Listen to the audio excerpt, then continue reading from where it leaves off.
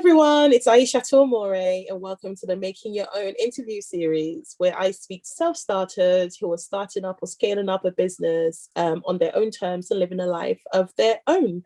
Today is a really exciting day. I've got a fellow cohort member from the Freelance HER 100 program, and it's been exciting, actually, speaking to all these wonderful women. And today specifically, I've got someone who is a creative through and through, which is going to make for some wonderful, wonderful conversation. And I'm really quite keen to just hear about how you've come to the identity of a freelancer, because you've been doing it for some time now, and what it is that the shifting gears are. So hi, Jenny. It's going to be so cool. So yeah, if you could just tell us about yourself, if you tell us about your business, what's going on? Okie dokie. Well, I've been freelance for over 2 decades now. I've always been a freelance graphic designer. Alongside that, I've run other creative businesses as a freelancer. So yeah, I really enjoy being a freelancer. It's great. Let me think. So I went straight into freelance from a degree. My degree was in creative conceptual graphic design. Wow. So I went straight into work with a lot of American companies, from Quicksilver to Roxy Boarding, etc. So that kind of threw me in at the deep end and almost made me, I guess, unemployable right from the start by big companies, because I do believe I am sort of unemployable, because being freelance for so long, you just get to direct your whole self. You get to be creative, you get to follow your bliss, you get to follow your dreams, you get to follow your own personal goals. You get to feel a greater sense of satisfaction, because you know when something succeeds, you and only you have done that. You've only got yourself to thank.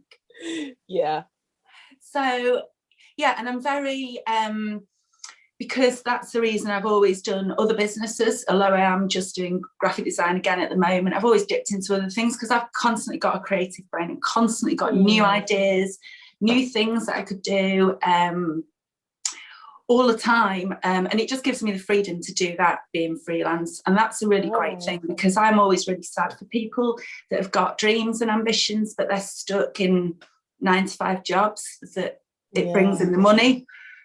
But you can tell they're not 100% of them, because they've got another creative side that could do something amazing, but it's just their mindset that says they've got to have that 30k a year solid job, safe job.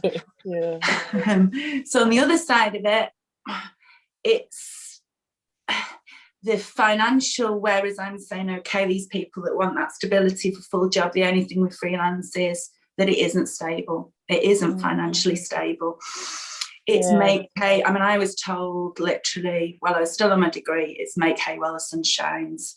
You have peaks and troughs. It's, in my line of work with graphic design, that's natural, I guess, because I don't sell a product, but a buyable, tangible shop product. But even then, you have shopping trends that go up and down. So it is a case of being savvy with money. I know that when I first started, I was just like, I had too much money. I didn't know what to do with. It was just silly. And I spent it. It was like it was burning holes in my pocket at age 21. I just spent it. I look back now and I'm like, what? Why didn't I do something better with it? So now I try to look after the pennies better. And I get a great sense of pride about that, buying things that I need for the business. Like I just recently, it's not a big thing, but I just bought myself a new iPad. So again, when you get something new, you know that you've earned that money that's bought that, and only you. So you get a huge satisfaction. I get that. Financially, I've always had to have an accountant. I've always had an accountant that specialises in creative business, and I've always had a freelance accountant, because me being me, I'm creative and wacky. I don't need to go to a huge accountant on King Street in town and get charged £500 for walking in the door, which I know a lot of people do make the mistake of doing that. I've always sought out through word of mouth amazing small accountants that work with other creative clients. So they work with me very well. And I'm always like that safety net, because whereas I do like admin stuff and I'm good at the day-to-day things, money is a worry for me, tax and all that kind of thing, because I'm just a sole trader. So I like that security. So that's one thing that I do pay for. In the kind of the unfreelance sensible world sort of thing. I think it's so amazing, because you've packed in so much into that space, because going freelance straight from a degree, I think it's kind of like the ambition that a lot of people on a degree have, like especially on a creative or artistic degree. You want to start your own studio, you want to have your own space and be able to direct it. But then the reality of bills come along and you have to decide sort of what you're going to prioritize. And I was someone who prioritized paying bills after completing my creative degree. And it is a point of, I would say, not a great deal of regret, because I lived the life that I wanted to live anyway. And I've done things that I wanted to do. But I do think that it is commendable that you were brave enough to just go, I'm good at this. I want to do this, but I don't want to do it your way. So I'm just going to do it anyway. And you look like you enjoy that success. And I think it's so great. I'd also say although I love having money, don't get me wrong, and I love shopping, in my heart, I am not what I call a money-orientated person. I'm not taking away anything from people that are extremely ambitious and extremely, they've got the goals of the 30, 40, 50. Although I'd love that, it's not what motivates me. What motivates me is creativeness and sharing the joy of it, and just the sheer delight of it being in the world. And the more I can make more of that delight in colourful, amazing graphic design stuff, then the happier it makes me. And that's literally what drives me. And money that I get along the way, then that's. But then I guess I'm a bit of the other way. I mean, I've got to learn over the years, because I've always been headhunted, so I've never had to promote myself, which is great, but it's not great when you have the quiet periods, because then I'm like, and by the time I've sort of worked it out how to do it, someone's come along and like, I've got another job again 3 word of mouth. It kind of works out. I'm a bit too mellow with chasing money. That's one thing I've learned through this course. I'm trying to get myself to be more of a businesswoman, more of a get myself just a bit more focused, a bit more, to me, to be honest. You younger people have got a damn more chance, because when I was in my 20s, I was super focused, super motivated, it all came naturally, that ambition. As I've got older, I've got, I guess, more mellow. I guess, to be honest, you face more knocks, you come out and you're like raring to go. Get a few knocks and that dies down. Now, I've learned in retrospect that should never happen. If you've got your bliss and you've got your dreams, what you use is the naysayers, as they're called, the people, the world that gets you down at that point. Just step on and pull you up.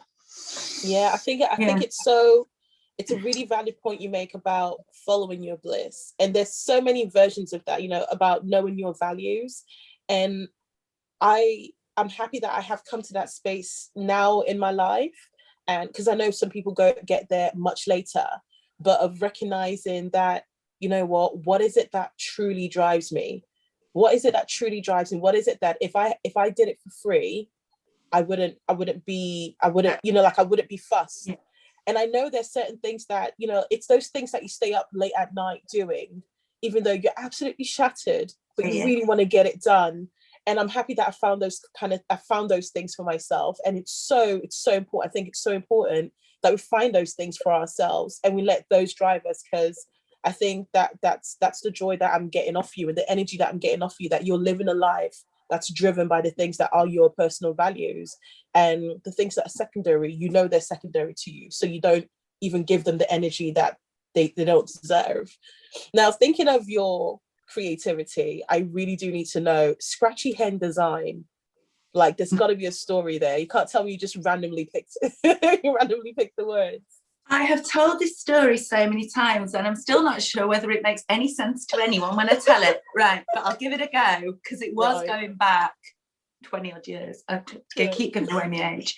Okay, so I used to like an artist called Lee Scratch Perry. He's you know him, right? Okay, so he had, I think it was called the Chicken Dance or the Scratchy Chick. He had some Lee Scratch Perry has. I could Google it. I should know.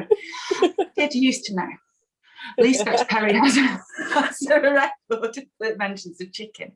Okay. So, I can remember sat in my flat in West Finsbury one day and putting these two things together. It's like listening to Lee Scratch Perry, sang about chicken. I thought about a chicken being like a woman, because the chicken is a woman, and chickens go and they're quite a confident little animal, let's say. Yeah. And then they've got a bit of attitude because they do a bit of scratching. So that's how it came to be. But then I changed chicken with too long. Scratchy chicken just sounded silly, do you know what I mean? So then it became Scratchy Hen. So it's sort of meant to personify a fat little chicken that's into Lee Scratch Perry. It's got a bit of attitude that scratches around a little bit. There you go. Thanks. I think it totally makes sense.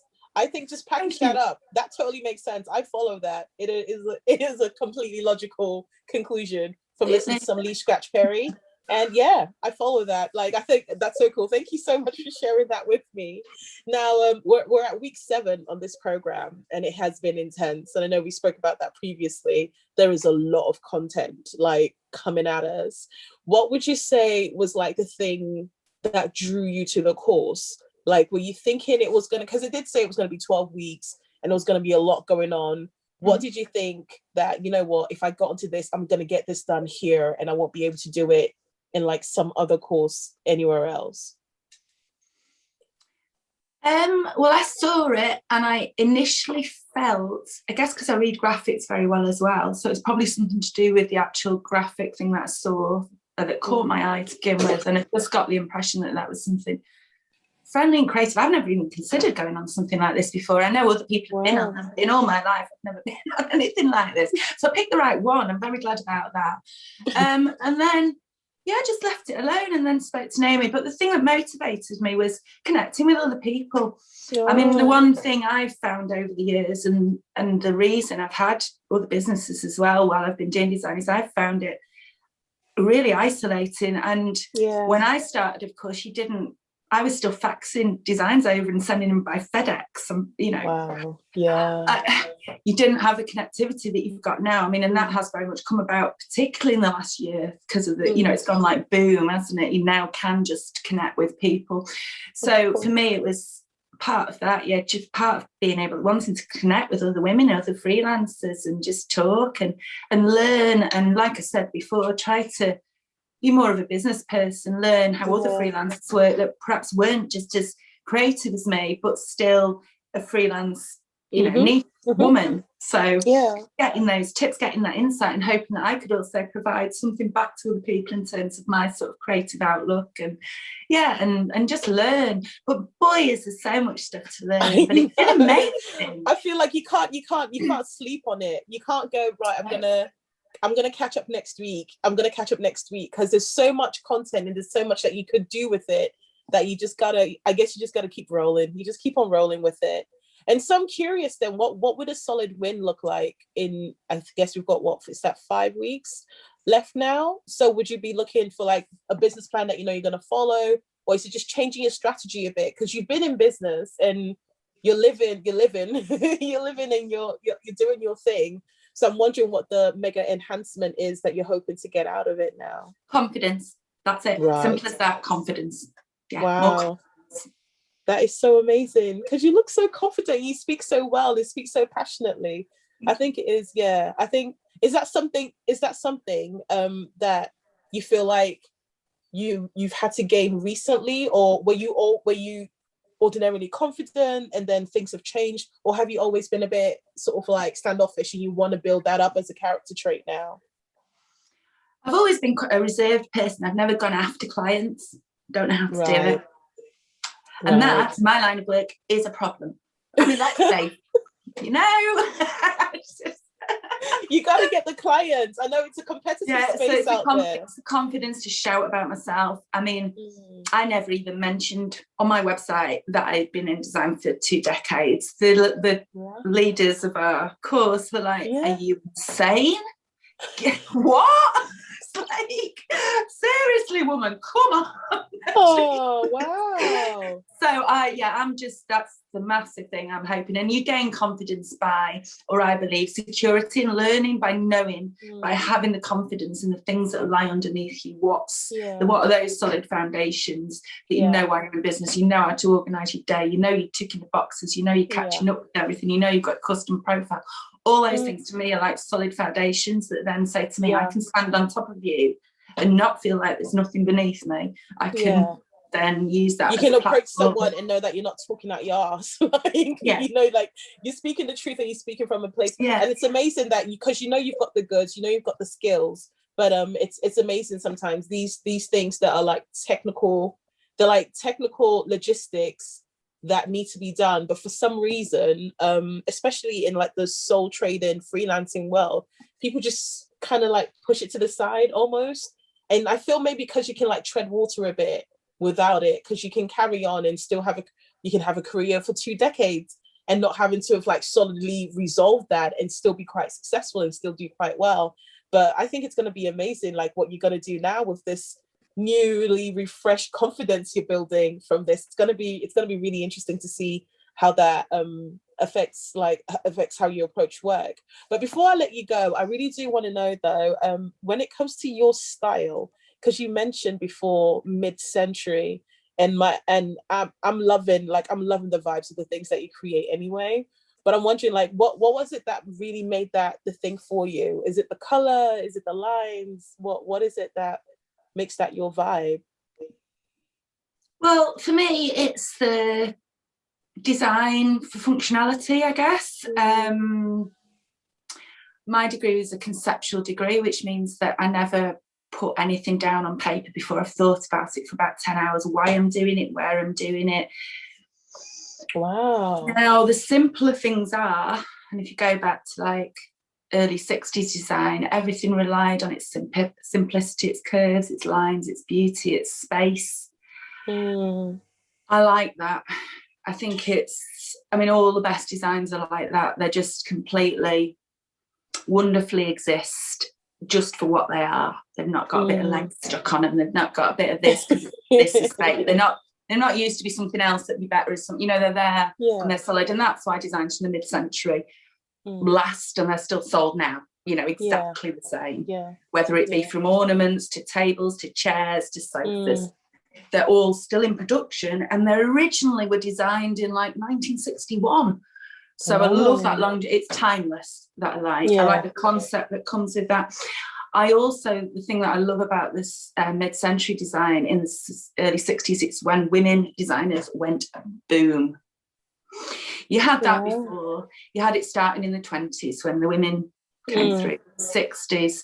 And when it was still incredibly oppressed, like the Eames couple who designed Eames, she was... Ray was Charles's wife, and she was, by even him saying it again and again and again to the press, as much about it as he was. She still had to walk behind him, and when they were on TV, she wasn't allowed to speak. That's amazing. And you got women across ceramics, glass, furniture, women designers were absolutely stand out and move the design movement on without even thinking about it. Against that kind of backlash, that kind of chauvinism, they pushed for us to be here now as well, to be accepted as people who can be freelance and change things. So that's why I love it. And apart from that, it's the colours, the textures, the simplicity of it, you're not going to get a bird that looks like a bird, it's going to be an interpretation of a bird with the minimalist, shapes can be on there, but to you and I and always everyone else still go, that's a bird, I just love that. I completely get that. I completely get that. And I'll wrap up with this, but I'm really curious with the fact that you've had this longevity in graphic design. What is it that you feel, what do you feel like it is now for women graphic designers? Do you think they've moved forward, or do you think that they're back in this space where they're designing, it's considered separate? Like, do you think it's moved forward from the time of Eames and coming to now after all that work that's been done?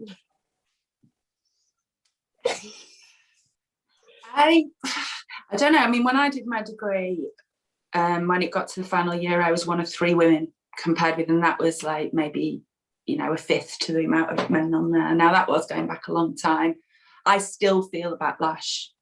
I still am always up against men. There's always more men than me on a project, and often they will win a project. And I still believe that goes on now.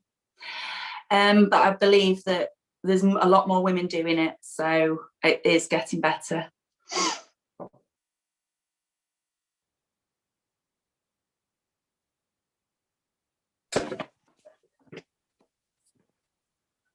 Apologies. I had to do something real quick in domestic. But All right. I suspected, to be honest, I suspected that that was going to be the case. I was hoping you were going to give me like a gem of a surprise that actually it has moved forward and things are advancing more and more. So it had like, there's a step forward, but there's also some sort of drawback, it seems. And I really wonder what we can do to redress this, aside from having more people like you and get you to inspire other women to be designers and be in those spaces. It's been, yeah, it's a challenge. It's ongoing. We just got to keep going. We just got to keep going. The more stronger women are out there, the more stronger women are shouting, then the more people have to listen. That's my theory. It's the truth. It is the truth. It is the truth. So thank you so much. Like, thank you so much for sharing so openly and so frankly as well. I really appreciate it. And I can't wait to see the awesome stuff you're going to do once we wrap this program up. Thank you very much. Take care. Take care.